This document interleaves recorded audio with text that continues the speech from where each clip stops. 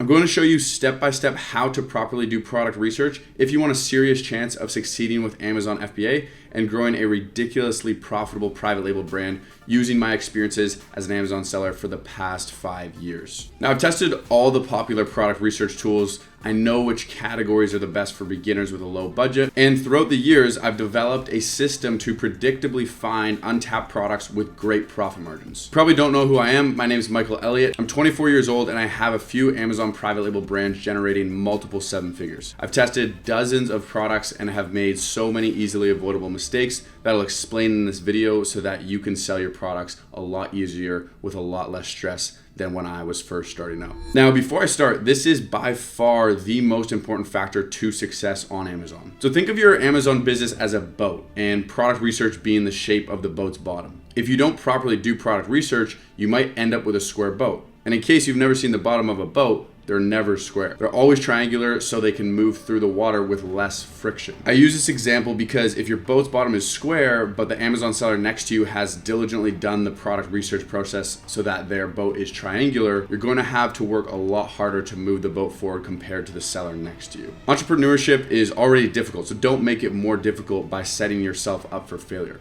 So first things first, you have to choose the right product research tool.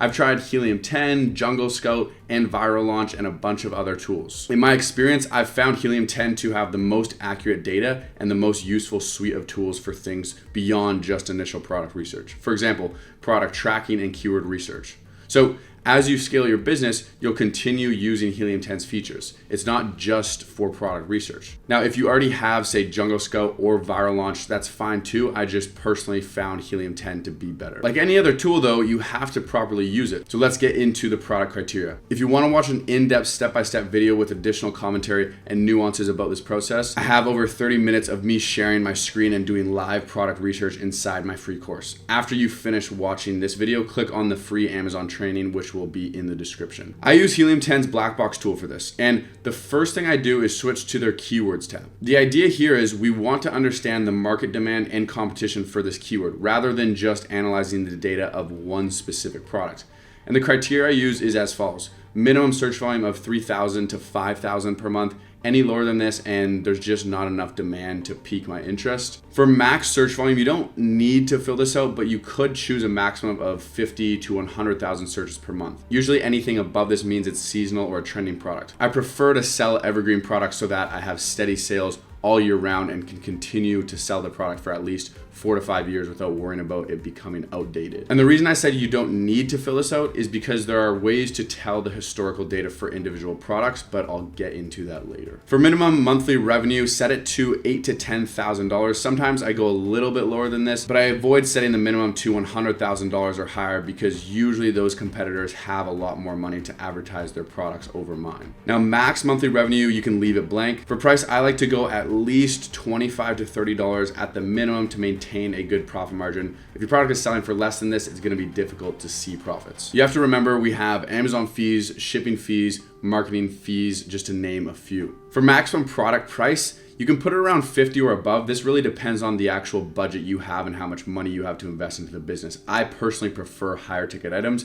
because there's typically a better net profit per sale. Now for review count, this is really important because it's how we determine the competitiveness of a product. I leave the minimum reviews blank and the max I put around 500 to 1,000. Now one thing about reviews is you can get into more competitive products, say 1,000 or 2,000 average reviews plus. But you hear a lot of people talking about how you want to sell products with as least reviews as possible. And the reason why people say that is because you're gonna come in as a new Amazon seller with low reviews, and so you don't want the market to have a bunch of high reviews while you have 0. So I would set the max around 500 to 1,000, but you can open it up and go higher than this. The only thing I would suggest is if you do get into a more competitive product, you need to make sure you differentiate it well enough to stand out, because otherwise you're gonna get into a competitive market and you're probably not gonna do well. I'll talk more about differentiation later on. For shipping size tier, I prefer to select small, standard, and large bulky because anything above this will require much higher shipping costs, which will eat into your margins. But again, if you have the budget, you can get into these higher shipping tiers. Now for monthly sales, I want to see a minimum of 300 sales per month, so there's steady demand. And for product research categories, you have to be careful of some gated categories and gated products as well, which just means you will need Amazon's approval to begin selling in it. You don't necessarily have to completely avoid them like most people recommend, but you just have to realize this might slow your progress waiting to get approved by Amazon and potentially repeating the entire approval process if you get rejected. These are usually categories like electronics, certain products in the baby category, beauty and personal care, and a few more. One more thing to consider is some of these products are more risky to sell, such as makeup, because it's something people actually put on their body. That being said, although these are risky, it pushes away a lot of potential sellers, so finding a good opportunity could be very lucrative. My go-to categories are home and kitchen and dining, office supplies, pet supplies, and sports and outdoors. But no matter what you choose, you have to remember the goal is to build a brand and suite of products so that you can cross-promote to the same customers. Now that we have all our criteria, we can hit the search button and Helium 10 will list all the products on Amazon that fit this criteria. It's important to note that they only show you the first 200 products, so if your search results say 200 plus, it's time to tweak your criteria until it's under 200 results. You can do this by removing a category. I actually recommend searching one category at a time anyways, just to be more organized with the searches. If you're still seeing 200 plus results, start tightening up the criteria. For example, instead of 500 maximum reviews, reduce it to 200. This will quickly narrow down the product so you can actually review each product. And be sure when you find something interesting to note it down so you can review it in more detail using Helium 10's Chrome extension on Amazon itself. Their extension has more up-to-date data than what's presented on the keyword research section on their website. By now, you should have a few products written down, so click on the View on Amazon button next to the product and open the Chrome extension. We first want to make sure the search volume, number of reviews, and our average price are within our search criteria. And if you click on search volume, we want to see how the search volume fluctuates within the last year. Ideally, there should not be any crazy fluctuations. We want it to be pretty steady throughout the year. After this, I like to see how many sellers are making more than 8K per month while being under 100 reviews. This way, I'm ensuring I don't need thousands of reviews to generate decent revenue.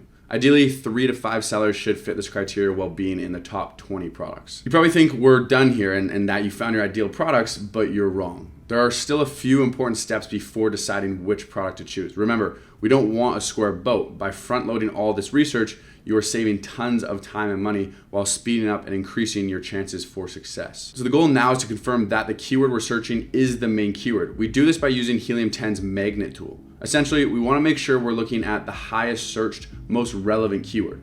For example, if you come across the keyword metal cups, you don't want to assume that that's the main keyword. We would take that keyword to magnet and run a search. This will bring up all of the related keywords to metal cups.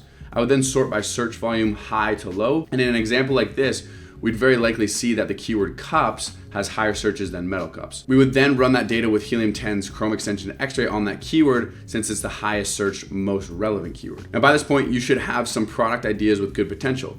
Before committing to the product though, we still need to complete the last 2 steps of this process: calculating profit margins and differentiating your product. Helium 10 makes it simple to calculate product profit margins because they have their own calculator tool. Just search up similar products on Amazon and open up the calculator extension. It'll load up the estimated margins based on what it's currently selling for, product dimensions, etc. But one thing I usually change is what Helium 10 lists as the product cost, which means how much I'm actually buying the product for from the supplier. So I like to search a product on Alibaba, making sure I'm pulling up a few different listings of the product falling into the same dimensions Helium 10 shows. I compare the price of these listings to find the average I can expect when negotiating with suppliers. These are all still estimates though. We won't truly know the price until we actually talk to suppliers. Now I input this estimated cost into Helium 10, usually adding a couple of dollars to take into account customizations I make to the product as well as shipping. As a general rule of thumb, I want the product to have at least 30% profit margins with a $10 net profit.